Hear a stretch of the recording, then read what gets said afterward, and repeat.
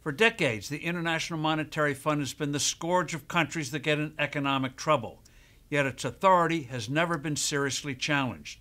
Today, this is especially dangerous. Hello, I'm Steve Forbes, and this is What's Ahead, where you get the insights you need to better navigate these turbulent times. The deadly combination of inflation and food shortages is putting numerous nations on the brink of disaster. A few, most notably Sri Lanka, are already in chaos. All too many countries are particularly vulnerable because they loaded themselves up with debt during the easy money years after the financial crisis of 2008 and 2009, when interest rates were virtually non-existent.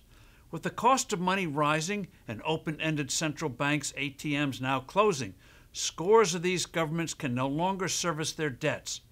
For a number of poorer nations, this means not only already shrinking paltry incomes for people already in real poverty, but also outright hunger, if not famine. What's disturbing is that the amount of money these countries owe is unknown. China has lent prodigious amounts of money to a number of nations, and transparency here is hardly robust. The International Monetary Fund, the IMF, is supposed to be the economic doctor countries turn to when they get in trouble. IMF teams fly into the stricken nation and negotiate, in the Tony Soprano sense of the word, the terms to get bailout money. The problem is the IMF is guilty of economic quackery on a global scale. Its foremost demand is that a country devalue its currency. Making a currency less valuable is the very definition of inflation.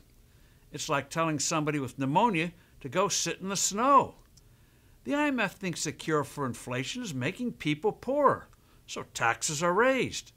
The agency also orders the removal of politically popular subsidies, usually for certain foods and fuel. In principle, that's fine, but the timing here is dreadful. People, mostly on the margin, are seeing life supports disappearing. Riots result. Instead, the IMF should be prescribing what economic expert Nathan Lewis dubs the magic formula: low tax rates and stable money. The formula always works. Instead of devaluations, countries should adopt currency boards, whereby their money is fixed to a reliable currency, like the Swiss franc. Currency boards unfailingly stop inflation in its tracks. Yet the IMF's record of cockeyed, counterproductive remedies has yet to provoke a serious challenge from its major donors, primarily the U.S. With so many countries in desperate straits, this chronic malfeasance will lead to unnecessary death and provoke destructive turmoil. True, the countries the IMF ministers to are usually guilty of reckless spending and too much government control of the economy, but that doesn't warrant administering to them patent medicines. Take perennially mismanaged Pakistan, which just negotiated an IMF rescue package. True to form, the IMF imposed higher taxes and the elimination of fuel subsidies. The newly installed government got shellacked in provincial elections and may collapse as a result. I'm Steve Forbes. Thanks for listening. Do send in your comments and suggestions. I look forward to being with you soon again.